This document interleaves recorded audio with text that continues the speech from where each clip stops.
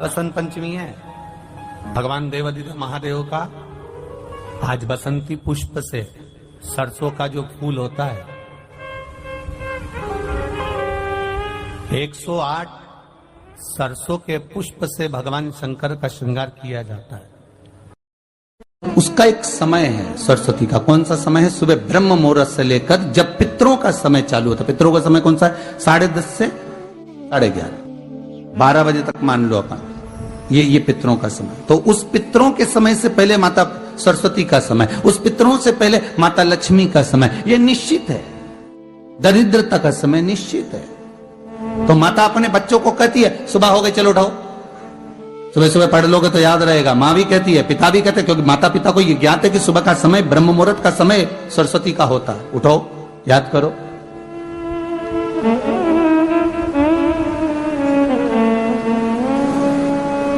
उठाया गया, बच्चों को पढ़ाया गया।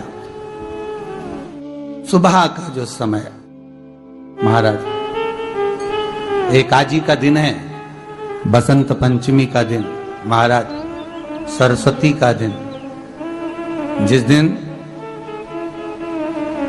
जो बच्चा पढ़ने में कमजोर होता है उसके हाथ से बसंत पंचमी के दिन सरसों के 31 फूल शंकर जी को चढ़ा दिए जाते हैं तो बच्चा पढ़ने में अव्वल निकल जाता है।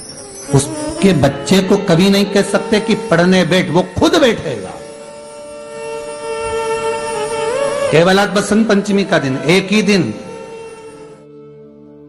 दिन चढ़ता है। सरसों का जो पुष्प होता है, सरसों का जो फूल होता है महाराज, अगर कोई व्यक्ति को किडनी या लीवर से जुड़ी हुई कोई तकलीफ होती है या किसी व्यक्ति का एक्सीडेंट हो गया होता है और उसका कोई अंग रह गया हो, कोई शरीर का कोई भाग रह गया और वो काम नहीं कर रहा हो, जैसे किसी के पांव रह जाते हैं एक्सीडेंट के बाद, किसी का हाथ रह जाता है, या कोई अंग काम नहीं कर रहा हो, वहां ब्लड पहुंच नहीं रहा हो, वो जगह एकदम सुन्न हो गई हो, खाली पड़ गई हो, तो उसके लिए शिव महापुराण की कथा कहती है कि सरसों के पुष्प 11 शंकर जी के राइट भाग में, जहां शिव जी के गण दरवाजे के द्वारपाल मणिभद्र जिस जगह पर निवास करते हैं, कौन निवास करते हैं?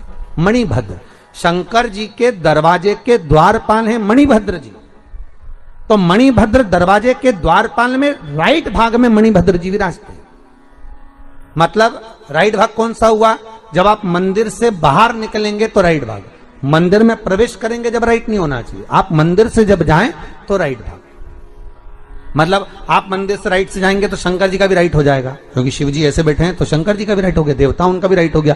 तो राइट भाग, सीधा हाथ, मणिभद्र जी का स्थान। 11 सरसों के पुष्प मणिभद्र के उस द्वार पर आप रख दीजिए और मणिभद्र के द्वार पर रखकर अंदर जाकर 108 वापिस जब आप बाहर निकल रहे हैं, ये पुष्प आप रखने के बाद एक बार बाहर जाएंगे, फिर वापिस आएंगे मणिभद्र के रखने के बाद, और अंदर जाकर 108 सरसों के पुष्प शंकर को समर्पित करेंगे महाराज। उस सरसों के पुष्प जो शिव जी को आप समर्पित कर रहे हैं उसको वापिस लेकर आएंगे, श्री शिवाय नमस्तुभ्यम बोलकर उस सरसों के पुष्प को महाराज सरसों के तेल की बोतल में उसको डाल लीजिए। शंकर भगवान को किसी भी प्रदोष में, शाम के समय प्रदोष काल में उस तेल को वापस ले जाकर चढ़ा दीजिए शिव जी को, उसको वापस लेकर आ जाइए। उस तेल का प्रयोग आप नाभि में डालिए और जो शरीर काम नहीं कर रहा उस स्थान पर कम से कम 15 दिन 20 दिन तक उसकी मालिश करना प्रारंभ करिए।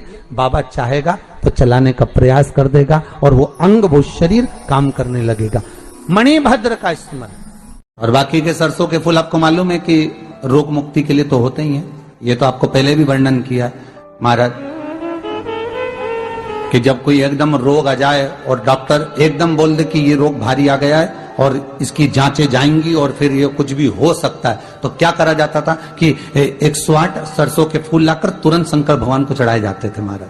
तो चढ़ाने के बाद में रिपोर्ट अच्छी आती है। ऐसा नियम है। कहीं ठेका, कोई ठेकेदारी करते हैं ना, जो ठेका भरते हैं कि भाई मेरा टेंडर आना चाहिए, मेरा ये काम होना चाहिए, मेरी मल्टी बनना चाहिए, या मेरा ये काम के लिए जा रहा हूं, ये काम फतेह होना चाहिए, उसके सबके हाथ पैर जोड़ने से अच्छा एक काम करो, बस 108 सरसों के फूल उठाओ शंकर जी का उद्धतेश्वर महादेव का नाम लिखो और छोड़ दो, शिव जी के ऊपर एक एक कर चढ़ा दो, वो ठेका तुम्हें ही मिलेगा, वो काम तुम्हारे पास ही आएगा।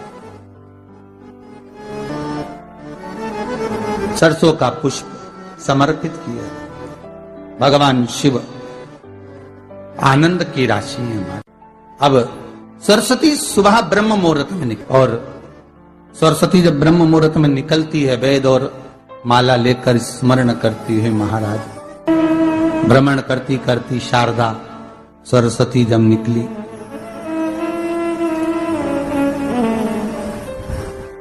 शिव महापुराण की कथा कहती है और गर्ग संहिता कहती है, जैसे जैसे सूर्य का प्रकाश तीव्र होते चले जाता है, सरस्वती उस प्रकाश में आनंद बिखरती हुई, वीणा के स्वर देती हुई माता सरस्वती गाती गाती पितरों के समय से पहले ही आलोक हो जाती, आलोक हो जाती। जैसे ब्रह्मा जी की धर्म पत्नी सावित्री नित्य स्मरण करने में, भगवान की सेवा में तत्पर रहने वाली है, और ब्रह्मदेव सृष्टि की रचना करते समय ज्ञात करते हैं कि सावित्री मेरे साथ होने के बाद भी ये सृष्टि की रचना नहीं होती, तब ब्रह्मदेव सरस्वती को प्रकट कर देते।